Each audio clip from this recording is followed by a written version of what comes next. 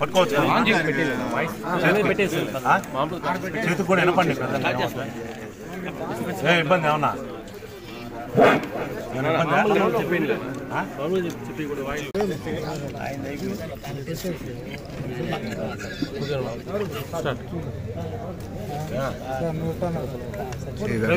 ఎవరు మాట్లాడబాకండి. ముఖ్యంగా ఈరోజు పత్రికా విలేకరుల సమావేశానికి వచ్చేసినటువంటి కొడలూరు మండల నాయకులందరికీ, నార్త్ రాజుపాలెం గ్రామ తెలుగుదేశం పార్టీ నాయకులు కార్యకర్తలకి, పత్రికా విలేకరులకు అందరికీ నమస్కారం. గత 3 నెలల క్రితం తెలుగుదేశం పార్టీ నాయకులందరం వెళ్ళి గ్రామ అభివృద్ధి మీద కోవూరు నియోజకవర్గ శాసనసభ్యురాలు గౌరవనీయులు ప్రశాంత్ రెడ్డి గారిని కలవడం జరిగింది.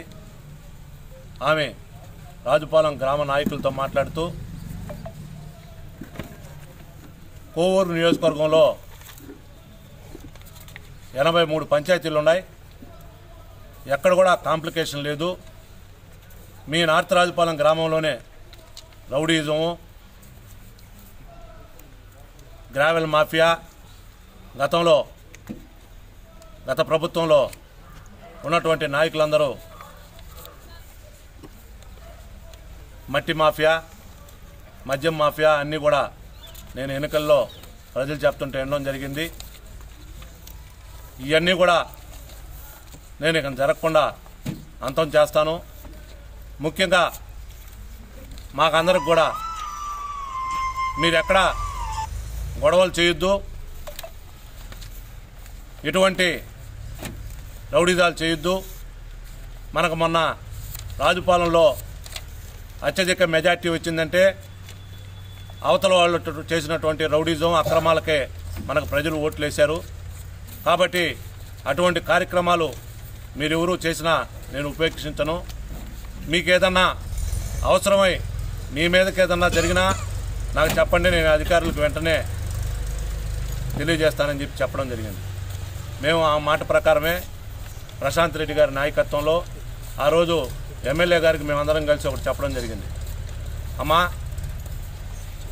గ్రామంలో కొన్ని ఆక్రమణలు జరిగి ఉన్నాయి, ఎంక్రోచ్మెంట్ జరగాల, వైసీపీ నాయకులు పంచాయతీ స్థలాల్లో ఆక్రమించి 4 రేకులేసి నెలకి 15,000 లెక్కన బాడుగులు తీసుకుంటున్నారు. ఇవన్నీ కూడా ఎంక్రోచ్మెంట్స్ చేస్తే ఇవన్నీ రోడ్డు పక్కన ఉన్నటువంటి అన్ని అడ్డంకులు కూడా పోతాయని ఆమె చెప్తే ఆమె వెంటనే ఎంఆర్ఓ గారికి ఫోన్ చేసి చెప్పడం జరిగింది. ఎంఆర్ఓ గారు రీసర్వే ఇది గ్రామ సభలు జరుగుతున్నాయి కాబట్టి కొంత సమయం కొద్ది రోజుల తర్వాత నేను వాటన్నిటిని కూడా చూస్తాను మేడం అని చెప్పడం జరిగింది. తర్వాత గ్రామంలో సుమారు 5 ఎకరాలు భూమిని వైసీపీ నాయకులు ఆక్రమించున్నారు. వాటన్నిటిని కూడా ఎమ్మెల్యే గారి దృష్టికి తీసుకొని పోతే అన్ని ఎవిడెన్సులతో విత్ పేపర్తో అవన్నీ కూడా మీరు బయటకు తీయండి, వాటన్నిటిని కూడా తిరిగి ప్రభుత్వానికి చెందేలా మనం చూస్తామని చెప్పడం జరిగింది. అందులో భాగంగా మొన్న మేము నాయకులందరూ కూడా గ్రామంలో ఉన్న నాయకులు మాట్లాడుకొని మొట్టమొదటిగా హై స్కూల్ ముందున్నటువంటి 256 సర్వే నెంబర్లో అది పక్కాగా భూకంఠం, గ్రామకంఠం మరియు శివాయి ఉంది. అక్కడ దాన్ని వైసీపీ నాయకులు ఆ ల్యాండ్ ఉన్నటువంటి ముందు ఒక ఓనర్ చేత ఆయనకి ఏదో 2 లక్షలు 3 లక్షల రూపాయలు పాపం ఆ అమాయకుడు నెల్లూరులో ఉంటాడు, వెంకరెడ్డి గారిని, బోగోలు వెంకరెడ్డి గారిని, పెద్ద కుటుంబం అయింది. ఆయన ఏమి ఎప్పుడు మా గ్రామంలో చదువుల కోసం పక్క రాష్ట్రాలకు వెళ్ళి నెల్లూరులో పెళ్లి చేసుకున్నాడు. వాళ్ళ తల్లిదండ్రులు అందరూ చనిపోయారు. హై స్కూల్ ముందు మరియు కేఎస్ఆర్ఎం కాలేజ్ ముందు అంతా 72 సెంట్లు అది ఆ స్థలం ఉంది. ఆ 72 సెంట్లలో 30 సెంట్లు బీఫామ్ పట్టా జానా వెంకయ్య ఆయన ఇల్లు కట్టుకొని ఉన్నాడు. అది కాలేజ్ వారే ఆయనకి ఇవ్వడం జరిగింది. కొరవ స్థలం అంతా కూడా ఈరోజు అంకణం 1 లక్ష రూపాయలు చేసే స్థలం ఈరోజు అంతా కూడా వైసీపీ నాయకులు ఆక్రమించి దాంట్లో కట్టడాలు కట్టి అవి 2-3 చేతులు వెంటనే ఇది మళ్ళీ మనకు ఎందుకు వచ్చిన తలకాయ నొప్పి అని చెప్పని పాపం ఎవరికో ప్రజలకు అమ్మేయడం జరిగింది. ఇవన్నీ కూడా మేము ఎవిడెన్సులతోటే మేము అన్నీ చూపిస్తున్నాం. ఎవిడెన్సులు మా దగ్గర అన్నీ ఉన్నాయి, అన్నీ చూపిస్తాం. మేము ఆ రోజు ఎంఆర్ఓ గారికి అర్జీ ఇచ్చి పత్రికా విలేకరులను పిలుచుకొని అన్నీ కూడా చెప్పడం జరిగింది, ప్రజలకు తెలియజేయడం జరిగింది. దానికి వెంటనే మా గ్రామంలో ఉన్నటువంటి వైసీపీ నాయకుడు వీరి చలపతి దెయ్యాలు వేదాలు వల్లించినట్టు ఒక పత్రికా విలేకరుల సమావేశం ఏర్పాటు చేశాడు. ఏర్పాటు చేసి ఇవన్నీ కూడా ఏం చేస్తారంటే, మా గ్రామంలో గతంలో ఎస్సీ రిజర్వేషన్ పంచాయతీ అయింది, ఎస్సీ లేడీ రిజర్వేషన్ అయింది. ఆయన లవ్ మ్యారేజ్ చేసుకున్నాడని చెప్పని ఎవరు చాలామందికి అధికారులకు తెలియదు.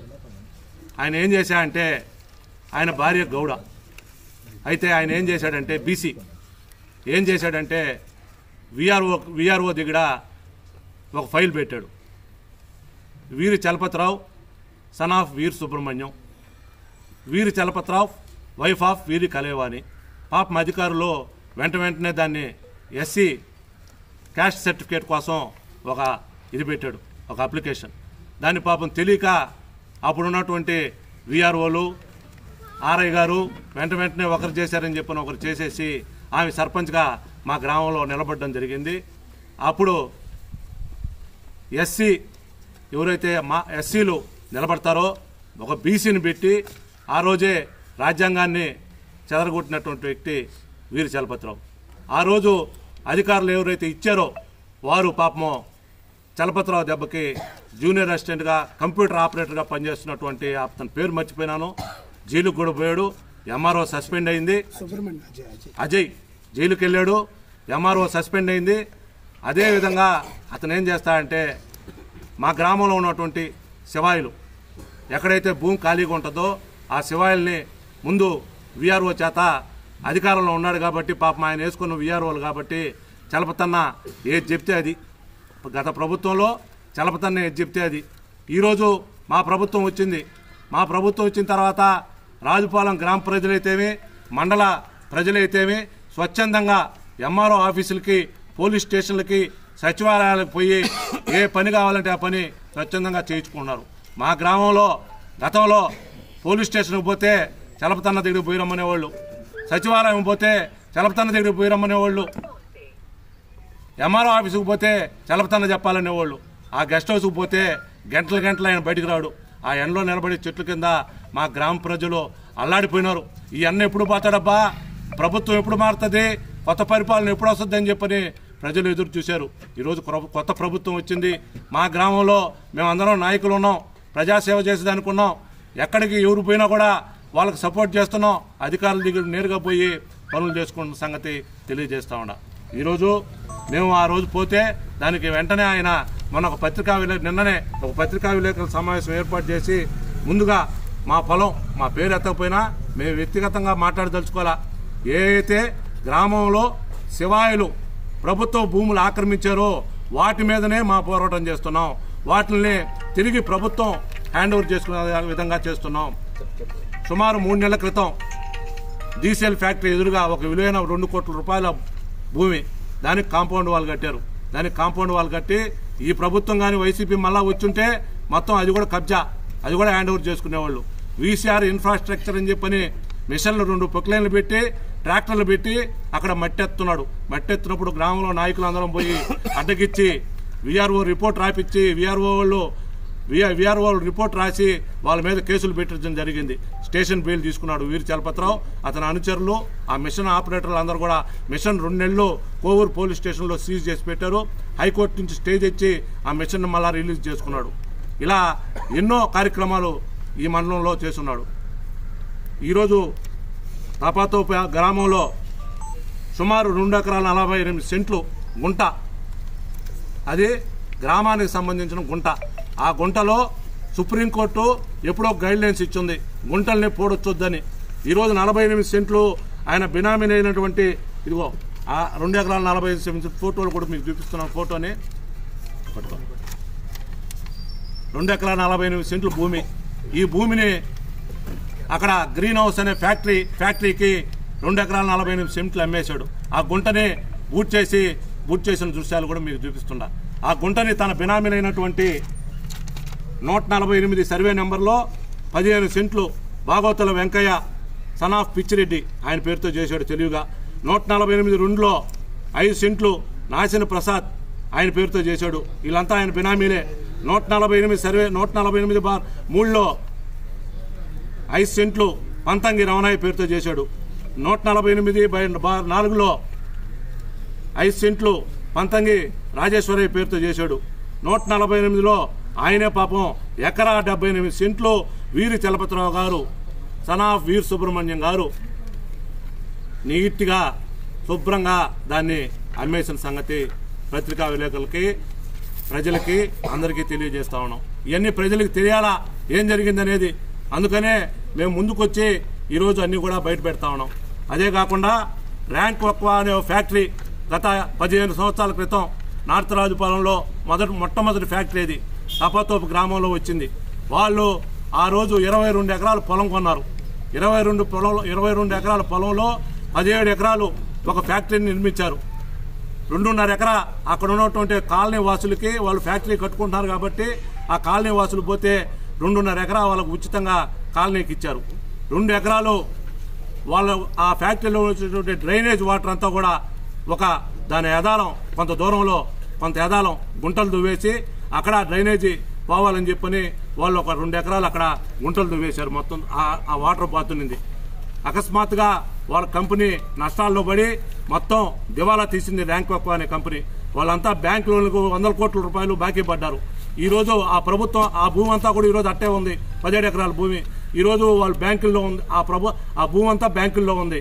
ఈరోజు వీరి చలపతిరావు అనే వ్యక్తి ఆ 2 ఎకరాలు ఏదైతే గుంటలు ఉన్నాయో ఆ 2 ఎకరాలు ఏదైతే వాళ్ళు ర్యాంక్ వక్వాలు ఉంటుందో అది బ్యాంకులో లోన్ ఉంది. 100 కోట్ల లోను ఆ పొలం పేరుతో. అయినా కూడా ఈ మహానుభావుడు ఆ 2 ఎకరాలని మట్టి తోలేసి గ్రావెల్ ఏముంది మొత్తం గ్రావెల్ సంగతి మీకు తెలిసిందే. అది కూడా మళ్ళా చెప్తాం. ఈరోజు ఆ 2 ఎకరాలని ర్యాంక్ వక్వా భూమిని ఆక్రమించేసి వాళ్ళ పేర్లతో రిజిస్టర్ చేసుకున్నాడు. అన్ని డాక్యుమెంట్లతోటే మా దగ్గర ఉన్నాయి. ఈరోజు ఇకపోతే నా సొంత భూమి దాని మీద మొన్న 98 లక్షలకి ఎకరా మా పొలం 5 ఎకరాల 1 సెంటు రీసర్వేలో మొన్న వచ్చింది. 5 ఎకరాల 1 సెంటు 98 లక్షలు రిజిస్ట్రేషన్ వాల్యూ అయింది. అక్కడ ఎకరా 30-40 లక్షలు ఉంది. ఈరోజు అయ్యా వీరి చలపతిరావు నువ్వు చాలా మేధావి. నీ రాజుపాలెంలో కాదు కదా నెల్లూరు జిల్లాలో ఈ ల్యాండ్ మాఫియాలో నీ అంత మేధావి ఎవరు లేరు అయ్యా. 2019లో అదే సర్వే నెంబర్లో మేము సర్వే నెంబర్లో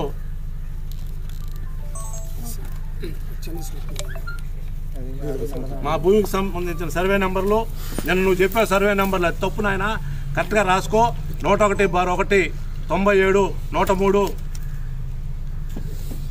76 82 82B 83 వీటిలో ఉన్నటువంటి మా సర్వే నెంబర్లు ఈ సర్వే నెంబర్లో నేను కాలేజీ కట్టి కాలేజీని అమ్మేశాను.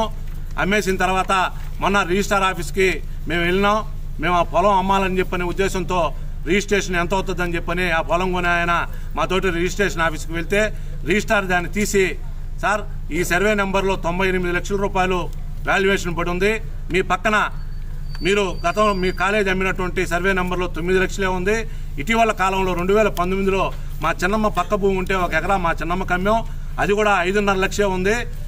2-3 సంవత్సరాల్లో వాళ్ళ ప్రభుత్వంలో నాది ఎకరా 98 లక్షల రూపాయలు కుట్ర చేసి అధికారులు పొరపాటో లేకపోతే ఇదే వీరి చలపతిరావు చేయించాడు 98 లక్షలు నాది వాల్యుయేషన్ వేస్తున్నారు.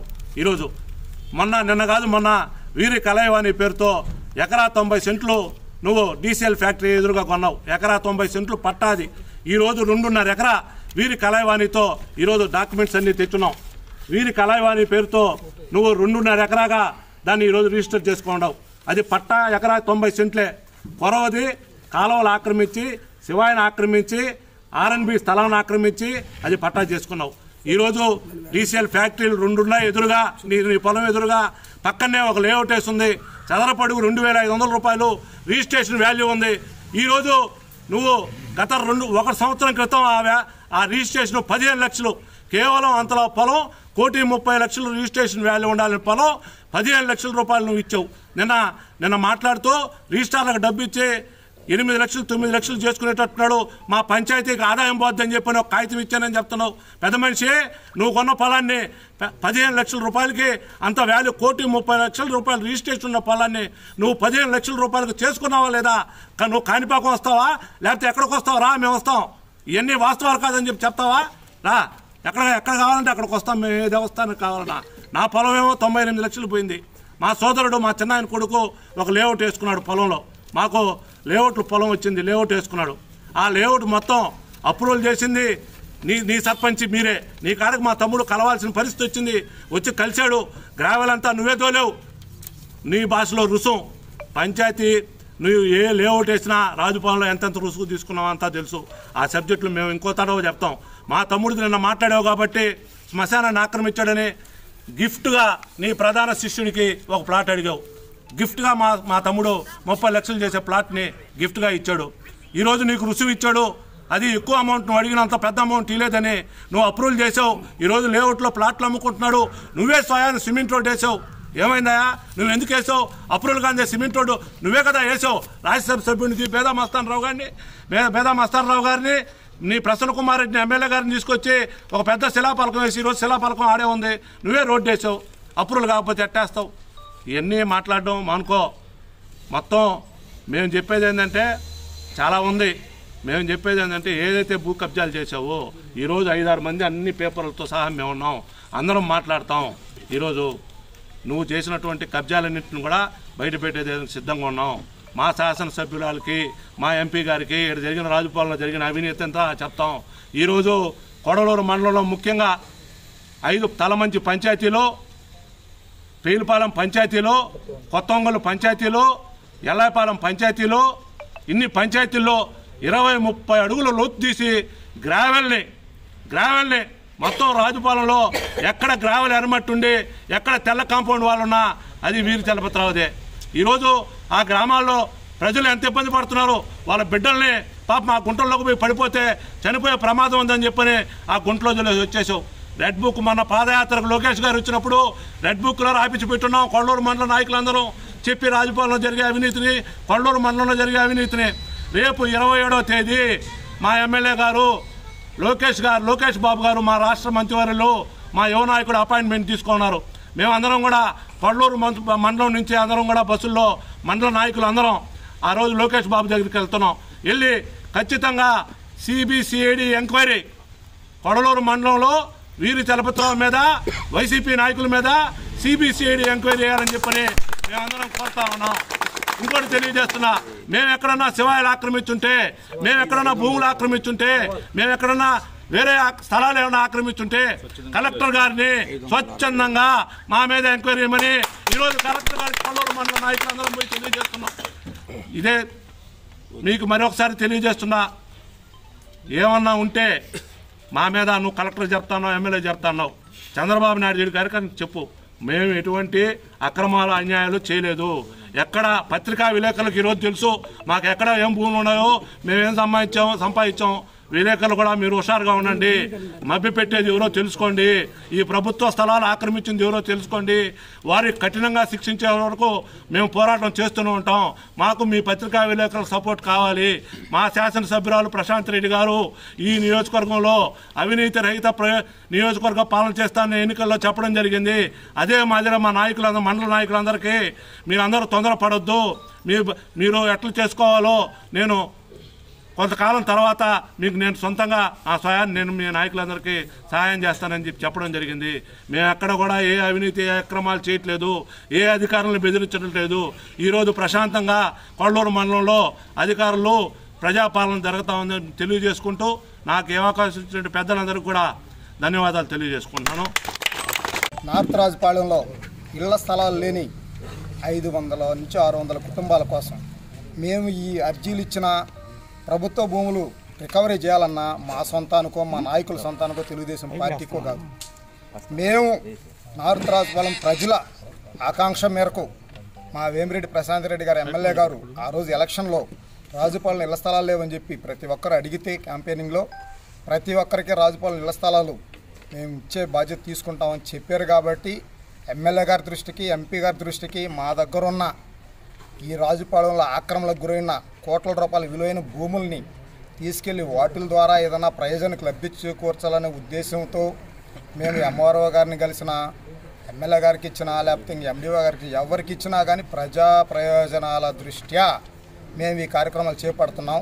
మా సొంతాలకి మాకు భూమి ఇవ్వమని ఒక అధికారిని బెదిరించడమో లేకపోతే ఇంకొకటి రాసి ఇవ్వడమో, శివాలు ఆక్రమించడమో తెలుగుదేశం పార్టీ నాయకులకి రాదు. ఎందుకంటే ఇప్పుడున్న ఇరువురు మందిపాటల ఫ్యామిలీలు ఆస్తులన్నీ వాళ్ళకు కూడా ఈరోజు రోడ్డు పక్కన స్థలం లేకుండా వాళ్ళు ఈరోజు రాజకీయాల కోసం దేనికోసం వాళ్ళ ఆస్తులన్నీ పోగొట్టుకొని ఉన్న ఏదో యోగానంద రెడ్డి ఉంటే వాళ్ళ మీద ఉన్నాయి. అట్లాంటివి ఉంటే వాళ్ళు వ్యక్తిగతంగా వాళ్ళు చూసుకుంటారు. తెలుగుదేశం పార్టీ తరఫున అయితే పూర్తిగా ఇస్తున్నాం. ఇది ముందు ఒక కన్క్లూజన్. ఈరోజు కొంచెం బాగా క్లియర్గా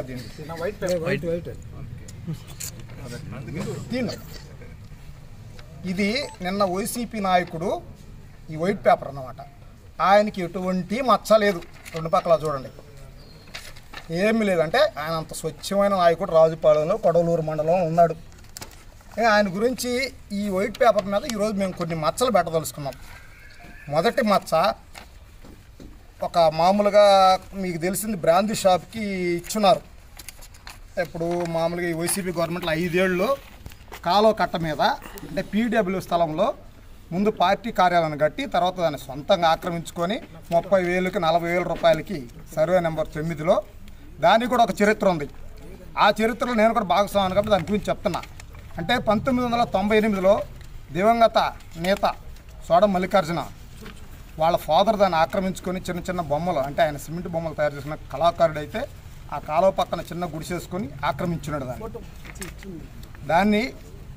అతను ఆక్రమించిన దానివల్ల కొద్ది రోజుల తర్వాత అది గుడిసి పడిపోయింది. కాముగా అయిపోయిన తర్వాత ఈ వైసీపీ నాయకుడు ఈ యొక్క తెల్ల పేపరు ఆ కన్ను పడ్డది ఆ భూమి మీద పడి దాన్ని ఏదో కన్స్ట్రక్షన్ చేయబోతుంటే సోడం మల్లికార్జున ఆ రోజు మేమందరం సోడం మల్లికార్జున అనుచరులుగా ఉండి దాన్ని పగలగొట్టాం. పడగొట్టిన తర్వాత అప్పుడు తహసీల్దార్ గారు ఆ భూమిని చూసి విచారించి ఇది ప్రొబిషన్ ఏరియా కింద డిక్లేర్ చేసి ఎవరో దీనిలోకి ప్రవేశించకూడదని ఒక జీవో వేసి వదిలేశాడు. అప్పటి నుంచి ఆ భూమిలో ఎవరు అడుగుపెట్టలే.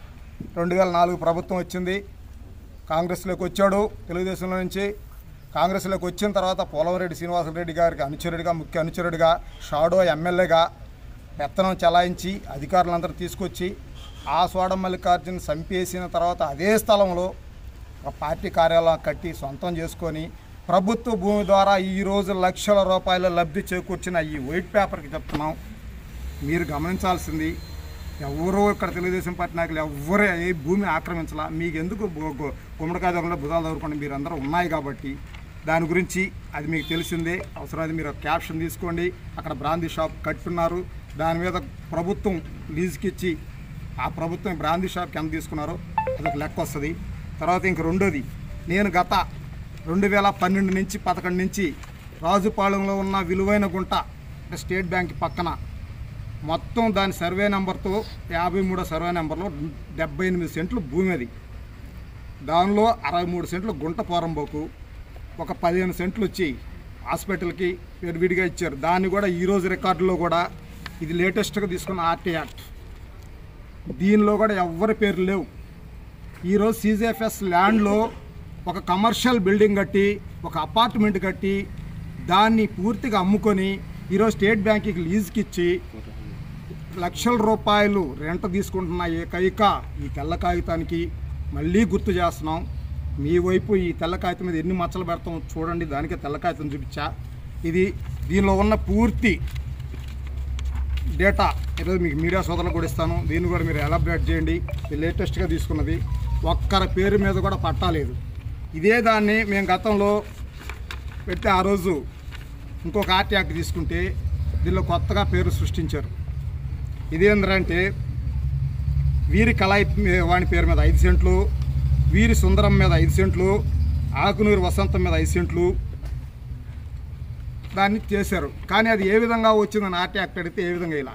ఇది మాకు తెలిసిన ఇన్ఫర్మేషన్ ప్రకారం ఇంటర్ క్యాస్ట్ మ్యారేజ్ కింద, నాకు ప్రవీణ్ కుమార్ రెడ్డి గారు మాట్లాడిన ఇంటర్ క్యాస్ట్ మ్యారేజ్ కింద 5 సెంట్లు భూమిని అలాట్ చేయించుకున్నారు గవర్నమెంట్ ద్వారా. ఇది రెండోది. తర్వాత ఈ మూడోది వచ్చిన తర్వాత ఈ పూర్తి భూమిని మేము ఎందుకు అడుగుతున్నామంటే ఇది ఇంచుమించు ఒక అంకణం 4 లక్షల నుంచి 5 లక్షల రూపాయల వాల్యూ ఉంది. ఒకవేళ మొత్తం 53 సెంట్లు అనేది 318 అంకణాలు అంటే ఎంత వాల్యూ ఉంటుంది? ఆ వాల్యూ మీద నేను కూడా గత 5 రోజులు నిరాహార దీక్ష చేశాను. ఎందుకంటే రాజుపాలెం ఇళ్ల స్థలాలు కావాలా ప్రజలకి, వాళ్ళ కోరిక మేము తీర్చాలా. గత వైసీపీ అంటే మోసం చేసి వాళ్ళని చేసింది, దానికోసమని మేము ప్రాణత్యాగాలకు కూడా సిద్ధపడి ఈ గుంట మీద మేము పోరాటం చేసాం. ఆ రోజు ప్రిన్సిపల్ సెక్రటరీ నుంచి ఒక లెటర్ వచ్చింది, దానికి రెస్పాన్స్ లేదు. ఎందుకంటే ప్రభుత్వాన్ని ఎలా మేనేజ్ చేయాలో ఈ తెల్ల కాగితానికి బాగా తెలుసు. ఇది ప్రిన్సిపల్ సెక్రటరీ కాడి నుంచి వచ్చింది, ఇది కలెక్టర్ కాడి నుంచి వచ్చింది, రెవెన్యూ డిపార్ట్మెంట్ కాడి నుంచి వచ్చింది. ఈ రికార్డులన్నిటిని కూడా బేఖాతరు చేసి పక్కన పడేసి అతని ద్వారంలో అతను పోయిన ఈ తెల్ల కాగితానికి ఇంకొక విషయం ఏంటంటే, పాపం నిన్న ఏదో ఒక సర్పంచ్ గురించి మాట్లాడాడు, దళిత సర్పంచ్ గురించి. దళితుల గురించి మాట్లాడే హక్కు ఈ తెల్ల కాగితానికి ఉందా?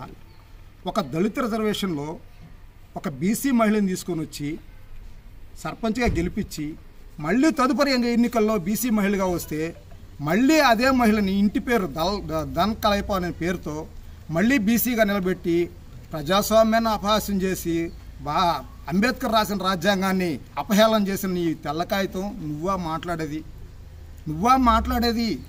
నీ మాట్లాడే అర్హత ఉందా? దళితులని మాట్లాడుతావు. ఒక దళితుల్లో ఒక బీసీని గెలిపించిన ఘనత ఏదన్నా ఉంటే ఒక దళిత నాయకుడిగా నీకే ఉంటుంది. అంబేద్కర్ని అవమానించావు, రాజ్యాంగాన్ని అవమానించావు, ఎన్నికల కమిషన్ను అవమానించావు. ఆ రోజు తహసీల్దార్ శిల్పా గారు పూర్తి విచారణ చేసి ఆమె క్యాస్ట్ ఇదని చెప్పి బీసీ గౌడాని ఇచ్చి ఎస్సీ ఎస్టీ కేసు పెడితే మన కాకాని గోవర్ధన్ రెడ్డి దొంగతనం చేసినట్టు, దాని మీద ఉన్న కాగితాలు కుక్కలు దొంగతనం చేసినట్టు ఎస్పీ గారి స్టేట్మెంట్ ఇచ్చినట్టు, పాపం ఈయన ఈ కేసుని ఎక్కడుందో కూడా తెలియదు. కానీ ఇంకొక దళిత బిడ్డ అన్యాయం అయిపోయాడు. ఎందుకంటే కంప్యూటర్ ఆపరేటర్గా పనిచేస్తున్న అజయ్ బాబుకి 1 సంవత్సరం జైలు శిక్ష పడి 3,000 2,000 ఫైన్ వేశారు కోర్టు. కానీ మెయిన్ కేసుని ఇంతవరకు ఎక్కడుందో తెలియదు. పోలీసులకు తెలియదు, కోర్టుకు తెలియదు, ఎస్సీ ఎస్టీ కోర్టులో తెలియదు, మన పోలీస్ స్టేషన్లో తెలియదు. అంత మేనేజ్ చేసే కెపాసిటీ యొక్క తెల్ల కాగితానికి ఉంది. అందుకని దీనికి తెల్ల కాగితం అని, ఈ తెల్ల కాగితం మీద ఎన్ని మచ్చలు ఉన్నాయో ప్రతి మచ్చని వెలుగుదీసే కార్యక్రమం ఈరోజు పెట్టుకున్నాం.